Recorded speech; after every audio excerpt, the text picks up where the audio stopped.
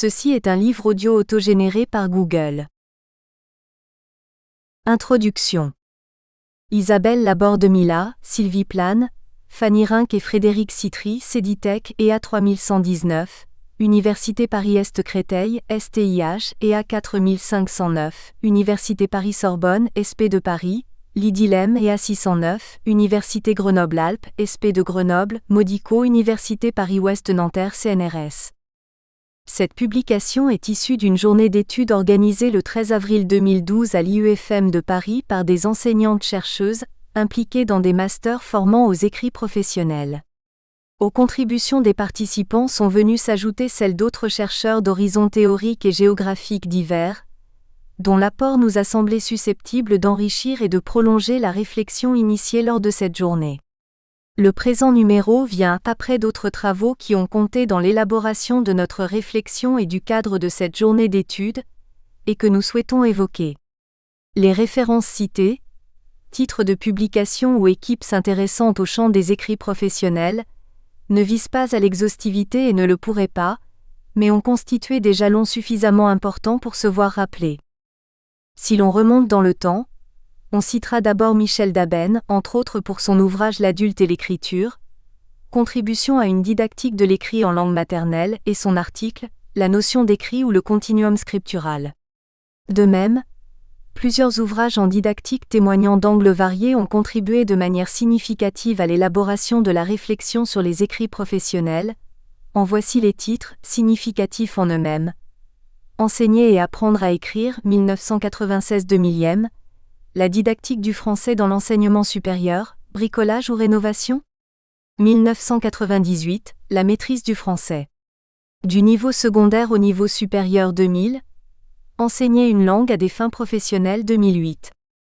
Du côté des revues, citons quelques livraisons marquantes telles celle d'Education Permanente qui, axée sur la formation permanente dans les années 1970, a étendu son champ de réflexion à toutes les modalités de relation entre formation et monde du travail, suivant en cela la montée en puissance de la professionnalisation. Études de communication a quant à elle, proposé tôt 3 numéros autour de pratiques d'écriture et champs professionnels, entre 1992 et 1995. L'association DFLM, désormais AIRDF, créée en 1986, a aussi investi ce champ, à la faveur de certains de ses colloques organisés tous les 3 ans et tous publiés. Enfin, nous sommes redevables à plusieurs équipes de recherche qui, à travers leurs publications, colloques et chantiers collectifs, ont mis en contact des chercheurs, ont tissé des réseaux dans la francophonie, ont impulsé des travaux et des partages de connaissances dans ce champ spécifique. Lydie Lem, Grenoble 3, Théodile Sirel, Lille 3, Diltech, Paris 3. Se situant dans le cadre de réflexion ouvert par ces travaux et constatant l'abondance des formations universitaires consacrées à la rédaction ou à la communication professionnelle, les coordinatrices de cette publication ont donc voulu interroger les référents théoriques sous-jacents à ces formations, littératie, linguistique textuelle et analyse de discours, didactique, sociolinguistique et anthropologie, langage et travail, question de la norme et de la variation, et leur mode d'appropriation. La montée en puissance des formations aux écrits professionnels a sans nul doute pour origine des facteurs divers, parmi lesquels l'exigence de professionnalisation de l'université, mais également une demande sociale manifeste liée à la prise de conscience, relativement récente, des difficultés spécifiques d'adultes lettrés avec l'écrit. En effet, si dès 1997 Benoît S. attirait l'attention sur l'illettrisme d'adultes engagés dans la vie active, des enquêtes plus récentes, et en particulier au Canada celle de l'OCDE en 2005, en France celle de France Guérin-Pace, publiée en 2009, ont montré qu'un nombre important d'adultes ont réussi à franchir toutes les étapes d'un cursus scolaire et universitaire ordinaire et à s'intégrer professionnellement, sans pour autant parvenir à surmonter leurs difficultés face à l'écrit. Or ces difficultés ne concernent pas seulement l'orthographe, selon une vision limitée et répandue dans l'opinion publique, mais touchent tous les niveaux du texte, et principalement ses aspects énonciatifs, discursifs et pragmatiques. Ce dernier type de questionnement s'inscrit du point de vue théorique, dans le champ de la littératie, balisé depuis bien longtemps dans le domaine anglo-saxon. La notion de littératie permet en effet précisément de dépasser la vision qui prévalait traditionnellement, selon laquelle il était possible de distinguer le savoir lire et écrire de l'illettrisme, Barré de Mignac 2004, Wagner et al. 1999. Elle désigne la diversité des pratiques de lecture et d'écriture, les envisage comme des acquisitions tout au long de la vie, et pointe leurs enjeux dans les dites sociétés de la connaissance, Street 1984. Elle conçoit ainsi les pratiques littéraciques en termes d'univers culturel non réductible à un partage ethnique, selon l'acception commune du terme de culture, sociale ou générationnelle. Dans le champ foisonnant des recherches sur les littératies universitaires, la mission de l'université dans le développement des compétences littéraciques a d'abord été envisagée comme devant servir prioritairement à la réussite des études. Aujourd'hui on interroge de plus en plus, et cette publication en témoigne, la façon dont les cursus universitaires sont en prise avec le monde professionnel pour la formation des chercheurs, pour répondre à la demande de rédacteurs professionnels, mais aussi de professionnels qualifiés confrontés à l'écrit quel que soit leur secteur d'activité. La mise en place des formations s'appuie sur une analyse des genres professionnels, dans une démarche familière à l'analyse de discours et à la linguistique textuelle tout autant qu'à la didactique, voir entre autres Langage et Société 87, 1999, Langage 153, 2004, Pratique 153 à 154, 2013, Le français aujourd'hui 159, 2007. Identifier et distinguer des genres, mettre en évidence des spécificités linguistiques et sémiotiques propres à un genre, mettre en relation ses propriétés avec la visée pragmatique du genre. Cependant, la question du transfert de la description à la mise en pratique par des scripteurs novices, question cruciale en didactique, reste entière. C'est celle des dispositifs les mieux à même de favoriser l'appropriation des caractéristiques propres aux différents écrits professionnels par les étudiants sans pour autant conduire à la simple reproduction de modèles normatifs. On interrogera alors la dimension de l'écrit en lien avec les savoirs, écrire pour apprendre, penser à travers l'écrit, et de l'écrit en lien avec le sujet, expression de soi, identité professionnelle, voire émancipation du citoyen chez ceux qui se réclament de Gidouille 1916 notamment. Par ailleurs, les genres professionnels, comme tous les genres et peut-être davantage étant donné leur dimension intrinsèquement performative et actionnelle, ne peuvent être dissociés des situations de travail dans lesquelles ils sont produits et circulent. La réflexion et les travaux menés depuis 20 ans par les chercheurs réunis au sein du réseau Langage et Travail, voir par exemple Borzec A. Esperluet, Frenkel B. 2001, Langage et Société 125 2008, au carrefour de la sociolinguistique, de l'anthropologie et de l'ergonomie, fournissent des outils théoriques et méthodologiques permettant de recueillir et d'analyser les écrits professionnels sans les couper de l'activité de travail dans laquelle ils inscrivent, fournissant ainsi des indications précieuses pour une formation. Enfin, toute formation à l'écrit se trouve confrontée à la question de la norme, des normes et des variations. Bertrand O. Esperluet Schaffner I 2009, Études de communication 34 2010, question centrale en didactique de la langue, maternelle ou étrangère, et qui constitue le cœur de la réflexion sociolinguistique. De même, dans le champ des littératies avancées, on sera conduit à s'interroger sur les normes et là où les cultures de l'écrit, dont les mutations à l'ère du numérique montrent les limites d'une vision axée sur les acquisitions finales. Les descriptions linguistiques peuvent alors présenter un intérêt didactique et servir de cadre de référence pour accompagner les apprenants, à condition de s'orienter vers des modèles de description linguistique pertinents pour la didactique. Le volume est divisé en 3 parties, qui abordent différents aspects des questionnements soulevés ci-dessus.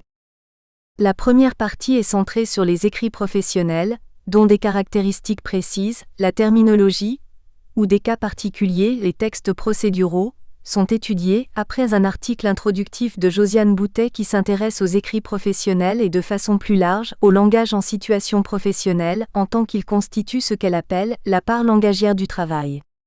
Cette expression signale le parti pris méthodologique et théorique d'étudier le langage produit en situation de travail comme une des composantes de cette situation, et non comme un objet qu'on pourrait interpréter isolément de son contexte.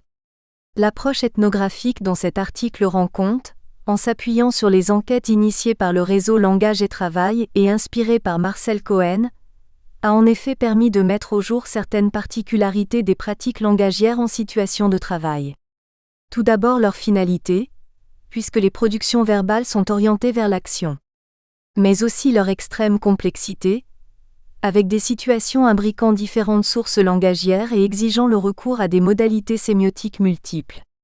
Ces différentes caractéristiques sont illustrées par des analyses portant sur des situations impliquant une catégorie d'acteurs que J. Boutet appelle les travailleurs du langage, et se prolongent par une réflexion sur la littératie au travail, dont les spécificités linguistiques et communicationnelles sont étudiées à partir d'exemples très divers. L'article de Dardo de Vecchi aborde la question linguistique dans le monde professionnel sous l'angle de la terminologie. L'auteur souligne que la manière selon laquelle les concepts sont formalisés est importante pour le bon fonctionnement d'une organisation, en interne comme en externe, et que les difficultés interprétatives selon les acteurs ou les langues sont préjudiciables à ce bon fonctionnement. Il interroge ainsi la dynamique linguistique en lien avec la dynamique des savoirs. Le parler d'entreprise est abordé sous 3 angles, celui du domaine où les termes sont utilisés, celui des situations multilingues auxquelles les termes peuvent être confrontés et celui de leur place dans un seul système linguistique. L'article permet ainsi de resituer la question des écrits professionnels dans la problématique plus large du langage au travail, et de mettre l'accent sur la problématique multilingue aujourd'hui centrale dans les organisations. Laurent Hurley ainsi que Sabine Pétillon et Franck Gagné consacrent quant à eux leurs articles aux documents procéduraux dont ils proposent une approche relevant de la psychologie cognitive ou faisant appel largement à celle-ci. Plus précisément, l'article de L. Hurley, résolument situé dans le champ de la psychologie, constitue une mise au point de la notion de texte ou de document procédural. Pour cela, l'article prend comme point d'appui une définition de la notion de procédure, ce qui lui permet de justifier les dénominations de texte procédural et de document procédural, face aux autres dénominations très diverses circulant à propos de ces objets langagiers, et d'en proposer une définition claire. Celle-ci met en évidence un certain nombre de caractéristiques qui ont été dégagées par des travaux dont L. Hurley fait une revue portant sur une période d'une 40aine d'années. Il montre également que les recherches se sont désormais focalisées sur la production de textes procéduraux, et que celles-ci peuvent être regroupées en différentes familles en fonction de leur finalité et de leurs principes. L'article de S. Pétillon et F. Gagné prolonge et illustre en quelque sorte l'article de L. Hurley. Il porte en effet sur l'analyse d'un texte procédural particulier, le mode d'emploi d'un programmateur, dont il examine 4 versions différentes. La méthode proposée conjugue 2 approches, l'une relevant de la psychologie cognitive, l'autre de la linguistique. L'analyse comparative des notices ainsi menée met en évidence des dysfonctionnements pragmatiques et repère les éléments du substrat linguistique qui en sont la cause. Cette analyse se prolonge par une mise au point sur l'écriture de documents procéduraux, débouchant sur des préconisations pour la formation à l'écriture de documents de ce type. Dans la deuxième partie, des chercheurs engagés dans une formation à l'écrit et se situant dans des cadres théoriques divers, anthropologie, didactique du français, analyse des genres, s'interrogent sur les méthodes, les enjeux et les difficultés d'une telle formation. Marie-Hélène Lachaud inscrit sa démarche de formation dans la lignée des travaux du réseau Langage et Travail, et en particulier ceux de Josiane Boutet et Béatrice Frenkel. Dans le cadre de la mise en place d'une formation à l'écrit pour des salariés peu qualifiés du secteur de la propreté, elle propose une approche de type anthropologique permettant de repérer les formes de littératie en contexte professionnel en lien avec les compétences techniques des salariés. Elle examine ainsi, d'une part, le rapport différencié de ces derniers aux différents types d'écrits présents sur le lieu de travail et d'autre part, les astuces et tours de main, manifestations de compétences empiriques ignorées ou clandestines qui émergent par l'observation des gestes et des déplacements des employés ou au cours d'entretiens avec eux. La thèse défendue par l'auteur est que la formation doit s'appuyer sur ces compétences, telles qu'elles se manifestent en particulier à l'oral, pour faciliter l'entrée dans l'écrit. À travers l'analyse des pratiques scripturales en formation dans 4 secteurs de la santé, des ambulanciers aux infirmières, Marivette Balcou-Debuche montre comment se construisent des positionnements socio-professionnels différenciés et hiérarchisés. Par l'attention portée aux pratiques d'écriture lors des épreuves de recrutement, à la présence ou non, dans la formation d'un mémoire professionnel et à l'importance qui lui est accordée, aux écrits produits à partir des cours ou aux tâches d'écriture demandées, Elle met en évidence différents types de rapports à l'écrit et à l'écriture qui inscrivent les apprenants dans une logique de l'action ou dans une logique de l'acteur, en cohérence forte avec la nature des tâches qui les attend dans le monde professionnel. Anne-Catherine Oudard, quant à elle, s'intéresse à un genre particulier, la réponse à une lettre de réclamation dans le cadre de la vente par correspondance, pour interroger plus largement le réseau de normes qui président en général à l'apprentissage des écrits fonctionnels, et interroger par là même les stratégies de formation. L'auteur commence par une synthèse très critique des préconisations formulées par les manuels d'expression écrite. Les conceptions de la langue et des interactions langagières qui s'y font jour demeurent à la fois technicistes, curieusement impressionnistes, figées dans une norme du bien écrire obsolète et décontextualisée, et cela à travers des injonctions simplistes et non justifiées qui font l'impasse sur les dimensions pragmatiques propres à la communication au travail, notamment dans les activités de service. La réponse à une lettre de réclamation demande des compétences scripturales bien plus complexes, non exemptes de tensions fortes qui impliquent le professionnel et que ne permettent pas de résoudre les modèles discursifs enfermants fournis par les organisations et leur formation. C'est à une véritable analyse de la tâche et de son objet, des processus d'écriture-révision, des postures du scripteur qu'appelle in fine assez Oudard, s'appuyant sur des situations didactiques efficaces. L'article de Jean-Marc Mangiante fait le point sur la formation aux écrits professionnels dans le cadre du FOU, ou Français sur objectif universitaire. Ce domaine relève de la formation aux langues étrangères et plus spécifiquement du français sur objectif spécifique, qui vise un public identifié et réuni autour d'un objectif commun. L'auteur s'interroge sur une typologie des productions écrites universitaires exigées des étudiants, puis sur un référentiel transversal des compétences écrites requises. Il se centre alors sur les simulations et études de cas avec production écrite qui sont au cœur de la formation aux écrits professionnels en FOU, et il propose pour finir une synthèse des applications didactiques permettant d'aborder les caractéristiques de l'écrit professionnel dans un cours de FOU. La place et le traitement des textes professionnels dans les programmes de formation linguistique des étudiants étrangers représentent une source de réflexion et de propositions qui méritent d'être mises à profit, y compris dans la formation en langue maternelle. L'article de Florence Moorland-Daly constitue une synthèse précieuse des obstacles à l'enseignement des écrits professionnels, que ce soit en FLE, en FLS ou en FLM. Ces obstacles sont de deux ordres, systémiques et épistémologiques. Les premiers tiennent aux difficultés de la prise en compte des situations professionnelles dans une situation d'enseignement-apprentissage, qui va de l'accessibilité même aux écrits professionnels aux problèmes soulevés par une évaluation individuelle d'écrits, souvent produits de façon collaborative en situation professionnelle. Le second type d'obstacle tient à la difficile prise en compte de la pluricontextualisation des écrits professionnels, qui appartiennent à des circuits de lecture et d'usage différents, avec des portées temporelles et spatiales différentes et dont les destinataires peuvent être variables. La formation demande donc d'entraîner les apprenants à l'observation des circuits empruntés par ces écrits, dans un aller-retour entre terrain professionnel et salle de classe. Un troisième ensemble de contributions, enfin, présente des dispositifs de formation mis en place dans des secteurs divers. Les auteurs en explicitent les objectifs, les principes théoriques sous-jacents, et éventuellement interrogent leur capacité à permettre le développement chez les étudiants des compétences rédactionnelles exigées par leur future situation professionnelle.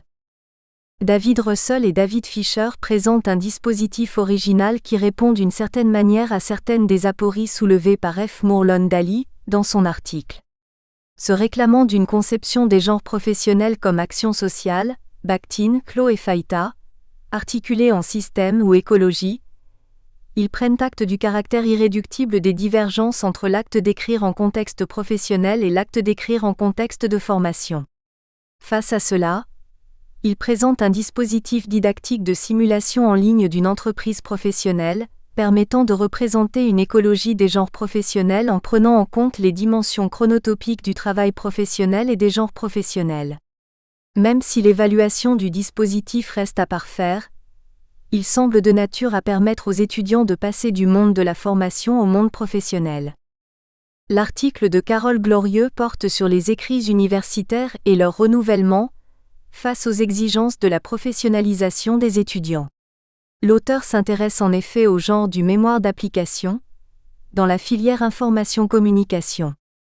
Les étudiants doivent choisir entre un mémoire dit académique, traditionnel, et ce mémoire d'application qui existe depuis près de 20 ans mais reste méconnu, peu décrit et jugé peu légitime, alors qu'il implique une dimension professionnelle que l'on suppose en phase avec les préoccupations des étudiants, ceux-ci lui préfèrent le mémoire traditionnel.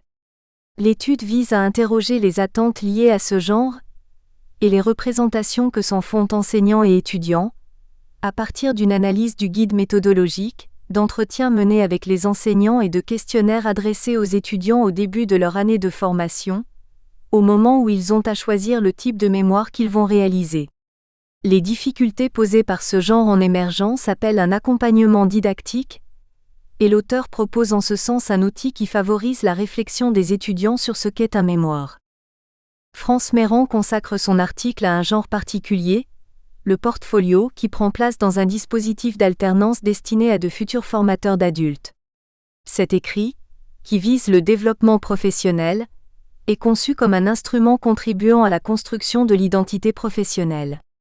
L'auteur analyse ainsi dans une première étape les opérations complexes de conceptualisation et de formalisation demandées par la mise en mots de l'expérience, dans le contexte spécifique de l'alternance. L'examen des portfolios, tels qu'ils sont cadrés à l'Université de Genève, constitue l'étape suivante. À partir d'indicateurs énonciatifs et discursifs, F. Mérand montre que l'écriture semble favoriser chez les étudiants une posture épistémologique critique. Les textes témoignent en effet des tensions, entre objectivation et subjectivation, entre leurs représentations prises à des stades différents, etc., qui leur permettent, au sein des difficultés actionnelles et scripturaires, une réappropriation des savoirs théoriques pour penser l'articulation entre formation et travail et y construire leur identité. L'auteur termine en ouvrant des pistes d'accompagnement à l'écriture, autour de la notion centrale d'activité. Pour clore cette troisième partie consacrée au dispositif de formation, Abdelkarim Zaïd présente l'analyse d'une formation d'ingénieur en alternance sur 3 ans, faisant ainsi écho à la contribution de D. Russell et D. Fisher.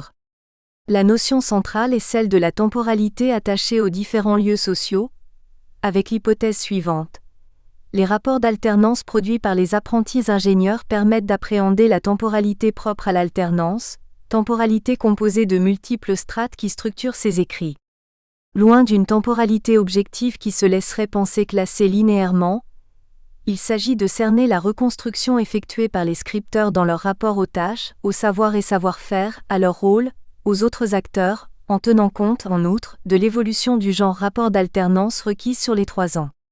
S'appuyant sur un corpus de 27 écrits, l'auteur recourt à une méthodologie lexicométrique, propre à dégager des dynamiques discursives et des nœuds de tension.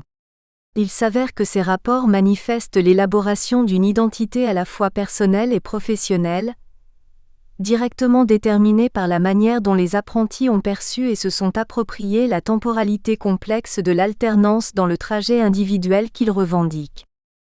La journée d'études d'avril 2012 s'étant terminée par une table ronde sur les formations universitaires aux écrits professionnels, il nous a paru intéressant de proposer ici la synthèse des contributions des participants.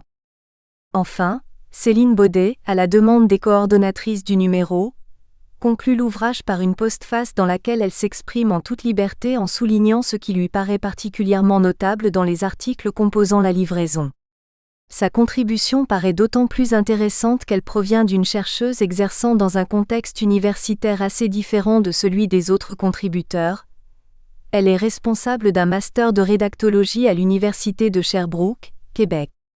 Sa postface lui donne l'occasion non seulement de fournir un point de vue, mais aussi d'apporter un complément fort précieux à ce numéro, sous la forme de la distinction entre rédacteur fonctionnel et rédacteur professionnel, qui constitue un élément organisateur important pour bâtir des formations à l'écriture professionnelle.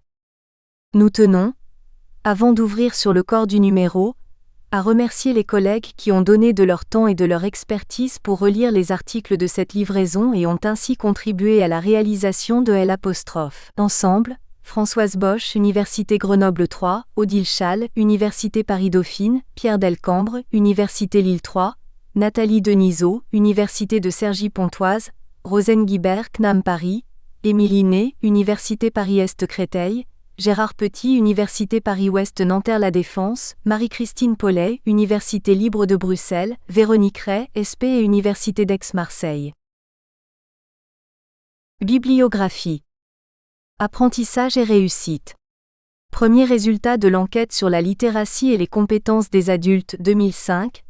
Paris, édition de l'OCDE. Bertrand O. Esperluette Schaffner IE accent aigu DS, 2009. Quel français enseigner? La question de la norme dans l'enseignement-apprentissage, Palaiso, les éditions de l'École Polytechnique, diffusion Ellipse. Borzex A. Esperluette Frenkel BE accent aigu DS, 2001, langage et travail. Communication, cognition et action, Paris, édition du CNRS. Daben, Monsieur 1987. L'adulte et l'écriture, contribution à une didactique de l'écrit en langue maternelle, Bruxelles de Bock Université. Daben, Monsieur 1991. La notion d'écrit ou le continuum scriptural, le français aujourd'hui 93/25-35. De fait J. Monsieur Maréchal, Monsieur Esperluette Mélon, SE accent aigu DS, 2000, la maîtrise du français. Du niveau secondaire au niveau supérieur, Bruxelles, de Bock Université. Fins, C. 1998, la didactique du français dans l'enseignement supérieur, bricolage ou rénovation, Paris l'Harmattan. SB 1997, l'entreprise face à l'illettrisme. Les enjeux de la formation, Paris, Anthropos. Guérin-Pace, F 2009, illettrisme et parcours individuels, économie et statistiques 424-425 sur 49-62. Mourlon-Dali, F 2008, enseigner une langue à des fins professionnelles, Paris Didier. Reter Y 1996-2000, enseigner et apprendre à écrire, Paris ESF. Education Permanente 120, 1994, écriture, travail, formation, 162, 2005, la représentation de soi, 188, 2011, formation et professionnalisation. Études de communication 34, 2010, normes et écriture de l'organisation. Le français aujourd'hui 93, 1991, concevoir écrire. Le français aujourd'hui 159, 2007, les genres corpus, usage, pratique. Langage et société 125, 2008, le risque du langage en situation de travail. Langage et société 87, 1999, type, mode et genre de discours. Langage 153, 2004, les genres de la parole. Pratique 153 à 154, 2013, littératie universitaire, nouvelle perspective. Les écrits au travail. Josiane Boutet, IUFM Sorbonne Université Denis Diderot. Introduction. En France, la problématique des écrits au travail a été initiée, développée et portée à partir de 1985 par le réseau Langage et Travail. Au sein de ce collectif de recherche pluridisciplinaire, nous nous sommes attachés à décrire et analyser ce que le travail humain comporte de langagier, aussi bien au plan des verbalisations orales et des interactions de travail, qu'à celui des traces graphiques diverses et hétérogènes que les salariés sont amenés à produire dans l'exercice de leurs activités de travail. Ces traces dans toute leur extrême variété vont des post-it au compte-rendu de réunions, en passant par toutes sortes de représentations symboliques du monde comme les graphiques, les plans ou les tableaux à double entrée. C'est dire que d'entrée de jeu nous n'avons en aucune façon privilégié des types d'écrits qu'on pourrait qualifier de traditionnels dans l'univers de la littératie. Correspondance, rapport, compte-rendu, etc., dont les formes linguistiques, le format et les réquisites sont dérivés des exigences littéraires et qui supposent en amont une formation dite à l'écriture. Sans nous priver pour autant de les analyser quand nous les rencontrions au fil de nos différentes enquêtes, pas si souvent au demeurant, nous nous sommes attachés à montrer et à faire émerger ce que l'activité d'écriture au travail dans de multiples métiers pouvait avoir de singulier et de spécifique. À la fois ses formats et surtout sa dépendance au contexte d'action. La problématique des écrits au travail telle que nous l'avons construite et défendue, est donc en partie différente et disjointe de celle qui se développe dans les milieux de la formation sous l'appellation des écrits professionnels. Dans notre conception, les écrits au travail sont l'un des composants de ce que j'ai proposé de nommer la part langagière du travail. Ils contribuent selon leur régime propre à l'action et à l'activité de travail.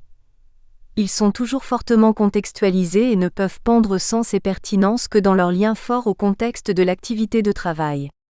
En ce sens, notre démarche se situe aux antipodes d'une analyse de corpus d'écrits professionnels qu'on soumettrait aux descriptions classiques d'analyse de discours. Les écrits comme les verbalisations produites en situation de travail ne se laissent pas ramener à de simples corpus de texte ou d'interaction, sauf à perdre leur spécificité, à savoir qu'ils participent toujours à l'effectuation d'une activité de travail. Je présenterai d'abord la notion de part langagière du travail dont les écrits au travail constituent l'un des composants, plus ou moins important et central selon les métiers et les secteurs d'activité concernés. J'exposerai les conséquences dans le monde du travail de la généralisation contemporaine d'exigences en littératie. Dans une deuxième partie, je décrirai quelques-uns des déterminants sociolinguistiques de la littératie au travail. Enfin, je proposerai quelques propriétés des écrits au travail, qui me permettent de les envisager comme des genres professionnels. 1. La notion de part langagière du travail. Une des caractéristiques de la démarche théorique et méthodologique du réseau Langage et Travail est certainement de privilégier une approche ethnographique et donc qualitative des situations de travail. Nous avons conduit de très nombreuses enquêtes dans des secteurs professionnels très variés, et avons quasiment toujours conduit des observations longues des situations et recueilli toutes nos données en immersion dans les situations de travail où nous enquêtons. Nous y avons acquis la certitude que, à la différence de problématiques linguistiques ou discursives classiques, il n'est pas aisé de constituer les activités de langage au travail en des corpus autonomes, et les analyser requiert un rattachement et un ancrage fort dans les conditions matérielles de leur énonciation, lesquelles impliquent toujours des actions et des environnements techniques. En situation de travail, les activités de langage ont une finalité d'action. Action à accomplir sur une machine, sur des objets, sur des écrans, sur d'autres êtres humains. Action pour transformer les situations, modifier des états des choses ou des personnes. De plus, les pratiques langagières sont imbriquées dans des interactions complexes avec des univers techniques, plus ou moins modernes et sophistiqués, faits de robots, d'outillage, de machines. Isoler ce qui est de l'ordre du langagier d'un côté, des gestes techniques de l'autre, est souvent à la fois difficile et peu pertinent. Les salariés manipulent des objets et des outils, entrent dans des chaînes d'action collectives, tout en s'engageant dans des processus de communication plus ou moins complexes et des chaînes d'écriture collective, Frenkel 2001. Nos enquêtes ont fait émerger l'importance quantitative et qualitative de plus en plus grande des activités de langage au travail, ou de ce que je nommerai plus tard la part langagière du travail, Boutet 2001. Il s'agit de rendre compte du fait que dans de très nombreux métiers qui ne sont pas pour autant des métiers du langage, une part croissante des activités de travail consiste en des activités symboliques, lire, écrire et parler, communiquer. J'ai plus tard prolongé cette réflexion en proposant de catégoriser toute une partie du salariat international actuel au sein de l'économie mondialisée, comme étant des travailleurs du langage. Ce sont par exemple, tous ces salariés des centres d'appel contemporains dont l'activité de travail est strictement langagière, tout en étant strictement encadrée, sous contrôle de temps et rationalisée. À la rationalisation du corps musculaire des industries lourdes du taylorisme, l'économie de l'information et de la communication a substitué une rationalisation du geste vocal, de l'activité de langage. Ceci autorise, selon moi, à concevoir une continuité forte entre les ouvriers des chaînes de montage des 30 Glorieuses et ces nouveaux salariés, Boutet 2008. La notion de part langagière du travail souligne une évolution dans le contenu du travail des salariés du post-taylorisme, ainsi que dans les compétences requises. La nécessité de savoir lire, écrire, parler dans tous les métiers, y compris les plus éloignés a priori d'un contenu informationnel ou communicationnel comme par exemple les brancardiers des hôpitaux, les plombiers ou les monteurs de lignes EDF. L'économie mondialisée de l'information, en particulier via l'expansion du travail par téléphone et l'accroissement des plateformes d'appel, va bien au-delà de la généralisation d'une part langagière des activités de travail. Ces phénomènes économiques mondiaux dessinent littéralement de nouveaux métiers du langage. Avec l'émergence de ces travailleurs du langage, si on accepte cette dénomination, on voit donc apparaître dans le paysage économique mondial une nouvelle catégorie de salariés, ainsi que de nouveaux métiers du langage. Il ne s'agit plus là de personnes dont l'activité de travail comporte une part langagière et une part non langagière, comme c'est le cas par exemple des infirmières dont l'activité est à la fois langagière, conversation avec les malades, transmission, ordre, discussion, prescriptions écrites, etc., et non langagière, soins divers, déplacements, manipulation des patients, etc. Il s'agit désormais de salariés dont l'activité de langage constitue le tout du travail, ce qui est bien le critère de reconnaissance d'un métier du langage. Cette notion de métier du langage, je l'emprunte à Marcel Cohen qui consacre tout un chapitre de son ouvrage de 1956 à cette question. C'est le chapitre 4 intitulé « Les métiers du langage », 1956 sur 214-226. Les métiers du langage sont donc pour lui les métiers dont les techniques sont celles de la voix et ou de l'écriture. Ils sont variés, tant au plan historique et celui des diverses sociétés. Les techniques diverses de l'écrit sont présentes qui visent le plus souvent à aider à la mémorisation et à soutenir l'exercice de la profession. L'écriture et les procédés modernes d'enregistrement soulagent la mémoire, ibidem. Sur ce point, M. Cohen ne va pas plus loin. Il n'analyse pas les relations d'interdépendance qui peuvent se manifester entre les techniques de la voix et les techniques de l'écriture. Son choix est ailleurs. C'est celui de passer en revue les différents métiers qui, dans la diversité ethnographique et historique des sociétés, reposent sur un usage des techniques de la voix ou de l'écriture. Il nous a laissé le soin de poursuivre sa réflexion et d'aller voir sur le terrain du travail ce qu'il peut bien en être de l'usage conjoint des techniques de la voix et des techniques de l'écriture, ce que je nommerais la plurisémioticité des univers de travail. Selon qu'on s'intéresse à des métiers du langage comme le journalisme ou l'enseignement, ou qu'on s'intéresse à des métiers dont le langage ne constitue qu'une part de l'activité comme celui des grutiers ou des conducteurs de TGV, le type d'écrit produit comme leur place dans l'activité de travail diffère évidemment. Cependant, et c'est là une caractéristique du travail contemporain, tous les métiers sont désormais concernés par l'écrit et par voie de conséquence par les compétences des salariés en matière de littératie. Prenons l'exemple de format caractéristique de l'écrit au travail, la liste et le tableau à double entrée. Tableau à double entrée. Bon de magasin, métier de magasinier, EDF. Tableau à double entrée. Cahier de texte, métier d'enseignant du secondaire. Source Delahaye-Reuter 2010. Ce sont là des artefacts et des techniques de représentation du réel d'une très grande fréquence dans le monde du travail, commun à tous les métiers et tous les niveaux de qualification. Ainsi les techniciens de surface doivent-ils désormais remplir un tableau à double entrée, souvent affiché au dos des portes, où ils doivent consigner leurs différentes actions de travail ainsi que les horaires de passage. Or il s'agit de professions qui, dans les années 60, étaient exercées par des salariés ES pouvant être illettrés ES et non francophones. C'est devenu impossible aujourd'hui. C'est pourquoi nous faisons le constat d'une élévation sans précédent des exigences et des compétences en matière de littératie au travail.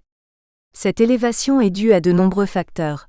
Transformation du contenu du travail, robotisation et informatisation, nouveaux modes de gestion des salariés, bureaucratisation du travail, contrôle, normes ISO, traçabilité, charte de qualité, etc. Diminution du secteur primaire au profit du secteur tertiaire et en son sein, importance croissante d'une économie des services. 2. Les déterminants sociolinguistiques de la littératie au travail. Si l'exigence de savoir lire et écrire le français est devenue en 30 ans commune à tous les salariés, elle ne se réalise pas pour autant de façon identique pour tous. Une enquête statistique de la DARES de 1993, Technique et organisation du travail, auprès de 20 000 salariés s'est intéressée aux usages de la littératie au travail et aux questions de qui lit, qui écrit, quel type de document avec quelle technologie selon quelle fréquence. Le sociologue Frédéric Moati a analysé ces données statistiques, 2000. Il montre entre autres que le mode de réception des instructions et consignes de travail est socialement stratifié. Les 3/4 des cadres reçoivent leurs instructions par écrit, 76%, tandis que les ouvriers ne sont qu'un quart. Autrement dit, les 3/4 des ouvriers reçoivent des consignes orales. Il existe une corrélation stricte entre le niveau de scolarité, la qualification, la place dans la hiérarchie, le sexe et la réception des consignes et des instructions par écrit. La répartition de ces deux canaux sémiotiques, oral et écrit, se révèle donc socialement discriminante. Une autre enquête de la DARES, Conditions de travail en 2005, a comporté un volet sur les activités de lecture et d'écriture. Les analyses qu'en ont faites F. Moati et Françoise Rouard, 2010, montrent une stratification importante du salariat selon des paramètres sociologiques comme le niveau d'études, la situation professionnelle, le type d'entreprise. Au plan de l'écriture, 56% des cadres écrivent durant un quart ou plus de leur journée, contre 14% des ouvriers et 7% des ouvriers non qualifiés. L'envoi de messages électroniques est lui aussi fortement stratifié socialement puisque 40% des cadres disent en envoyer plus de 10 par jour tandis que les ouvriers n'en envoient aucun. Ces résultats montrent aussi que toutes choses égales par ailleurs, on lit plus au travail qu'on y écrit. 31% contre 28%. 3. Quelques propriétés des écrits au travail, des genres professionnels. Lors des enquêtes du réseau Langage et Travail, nous avons recueilli et analysé de très nombreux documents écrits, de différents formats et usages, dans différents lieux de travail, associés à différentes activités de travail. Ces traces écrites, dans toute leur diversité fonctionnelle, matérielle et discursive, présentent de façon régulière des formes linguistiques et des propriétés typiques. Ces propriétés récurrentes permettent de les caractériser en propre, de les distinguer d'autres usages de l'écriture, en particulier des usages monumentaux comme l'écriture du droit ou la littérature, et ainsi de les considérer comme un genre professionnel. 3.1 des genres premiers. Mikhaïl Bakhtin écrivait « Nous ne parlons qu'à travers certains genres discursifs, c'est-à-dire que tous nos énoncés possèdent certaines formes relativement stables et typiques pour se constituer en totalité. Les formes de la langue et les formes typiques des énoncés, c'est-à-dire les genres discursifs, intègrent notre expérience et notre conscience tout ensemble, selon un rapport étroit des unes aux autres. » Cité par Todorov 1981/129. Bakhtin avait avant tout une ambition de théoricien de l'œuvre littéraire. Reconnaissant la stratification des discours au sein d'une même langue nationale, il parle d'un langage propre au genre, aux professions et autres strates du langage, 1975-1997/123. Dans une approche de nature communicationnelle, il organise la diversité des discours en deux grandes catégories, les genres premiers et les genres seconds. Il distingue entre les genres premiers qui se sont constitués dans les circonstances d'un échange verbal spontané, et les genres seconds qui apparaissent dans les circonstances d'un échange culturel, principalement écrit, artistique, scientifique, sociopolitique, plus complexe et relativement plus évolué, 1979-1984/267. Dans les textes de Bakhtin, il ne semble pas que les genres premiers aient été son centre d'intérêt. Dans certains textes, il propose de combiner, à la stratification du langage en genres, une stratification professionnelle. À cette stratification du langage en genre s'en mêle de surcroît une autre, tantôt coïncidant avec lui, tantôt s'en écartant, la stratification professionnelle du langage, au sens large, langage de l'avocat, du médecin, du commerçant, de l'homme politique, de l'instituteur, etc. Ces langages ne se différencient pas naturellement par leur seul vocabulaire. Ils impliquent des formes d'orientation intentionnelle, des formes d'interprétation et d'appréciation concrète. 1975-1997/111. Les genres, les usages professionnels sont autant de forces stratificatoires travaillant le langage, selon l'expression de Bakhtin. Comme résultat de toutes ces forces stratificatoires, le langage ne conserve plus de formes et de mots neutres, n'appartenant à personne, il est éparpillé, sous-tendu d'intentions, accentué de bout en bout. Tous les mots évoquent une profession, un genre, une tendance, un parti, une œuvre précise, un homme précis, une génération, un âge, un jour, une heure. Chaque mot renvoie à un contexte ou à plusieurs, dans lesquels il a vécu son existence socialement sous-tendue. Tous les mots, toutes les formes sont peuplés d'intentions. Le mot a inévitablement les harmoniques du contexte, harmoniques des genres, des orientations, des individus. Uzi. Bakhtin nous a invités à penser la combinatoire variable entre les forces stratificatoires du genre et les forces stratificatoires de la profession, mais, du moins à ma connaissance, c'est là un programme de travail que lui-même n'a pas engagé. Pas plus qu'il ne s'est engagé dans une étude des genres premiers. 3.2 Dépendance au contexte d'action. Dans une perspective d'analyse des genres premiers, Jean-Paul Broncard apporte une proposition importante qui concerne le rapport à l'action.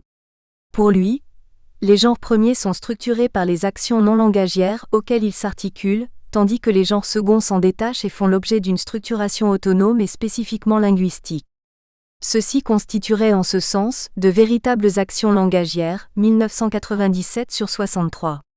La plupart des activités langagières au travail, en ce qu'elles sont en interaction permanente avec des activités non langagières, appartiennent de façon caractéristique, voire prototypique, au genre premier. En situation de travail et quels que soient les métiers, l'expression écrite, comme orale, est dans une relation d'interdépendance au contexte d'action. Les écrits permettent l'action, permettent de prévoir l'action, comme le font les agendas par exemple. Ils sont de ce fait souvent éphémères, à contrario de ce qu'on donne comme propriété fondamentale et fondatrice de l'écriture, son caractère pérenne et définitif. Sont ainsi fortement dépendantes des contextes d'action des formes d'écrit comme les mémos, les post-it, les tableaux des enseignants, les passations de consignes entre équipes de travail, etc. 3.3 La plurisémioticité. L'activité verbale est le plus souvent liée à des univers techniques, à de l'outillage plus ou moins sophistiqué. Les activités verbales écrites, comme orales, sont rarement indépendantes des activités non verbales, activités sur des objets techniques, des matériaux. Elles sont en interaction constante avec les techniques intellectuelles, ce qu'on nomme aussi les artefacts cognitifs. Les écrits se réalisent dans une intrication étroite avec d'autres modes sémiotiques de représentation de la réalité. Des modes iconiques avec les graphiques et les maquettes, des modes numériques avec la représentation chiffrée du réel. Le travail des techniciens et ingénieurs dans les salles de contrôle des industries de process, comme le nucléaire, est à cet égard tout à fait caractéristique. Ils surveillent et lisent des écrans informatiques faits de graphiques, de textes écrits syntaxiques ou non. La représentation informatique du process construit un univers de travail plurisémiotique où s'intriguent chiffres, écrits syntaxiques, écrits non syntaxiques, graphiques divers. Le travail en centre d'appel est aussi représentatif de ces activités plurisémiotiques. Les opérateurs réalisent de façon simultanée l'interaction orale médiée par le téléphone avec le client, la lecture de l'écran d'ordinateur, la lecture de différents documents papier sur la table de travail, l'écriture d'informations dans le dossier client informatique. 3.4 L'économie des moyens linguistiques. Il est peu de métiers où la prescription du travail ne soit pas assortie de contraintes de temps. Une lettre à rédiger, une conférence à tenir, une pièce à usiner, un process à contrôler, un médicament à donner. Toutes ces activités requièrent des durées socialement encadrées. Certes, celles-ci peuvent varier et en particulier d'un pays à l'autre en fonction des normes de productivité du travail, mais en tout état de cause elles sont prescrites. Le temps est compté pour agir, pour écrire un rapport, pour transmettre des informations aux collègues, pour lire la dernière doc, technique, etc. L'économie de moyens linguistiques concourt à une propriété régulière des énoncés écrits. Il s'agit de leur caractère asyntactique, au sens de Jack Goody, 1977. Ceci constitue le procédé le plus fréquemment rencontré dans les univers de travail pour obtenir des communications rapides. Mémos rapidement écrits et lus, tableaux, listes par exemple. Les moyens linguistiques principaux en sont la réduction et l'élimination des morphèmes ou des catégories syntaxiques considérées comme non indispensables à la communication. Les déterminants, certains adjectifs, les désinences verbales, les mots de liaison, les enchâssements de propositions. La syntacticité est une caractéristique centrale de nombreux écrits de travail, c'est-à-dire des écrits situés, souvent éphémères et ayant une valeur d'acte au sein des activités professionnelles. Du style elliptique que prend souvent l'écriture professionnelle et que B. Frankel 2001-2010 a mis en évidence et décrit, nous insisterons ici sur une des réalisations, le format du tableau ou de la liste. Rappelons que J. Goody envisageait les procédés graphiques que sont le tableau et la liste comme fondamentaux dans le processus d'invention de l'écriture humaine, l'énonciation orale étant inapte à les produire, voire à les conceptualiser.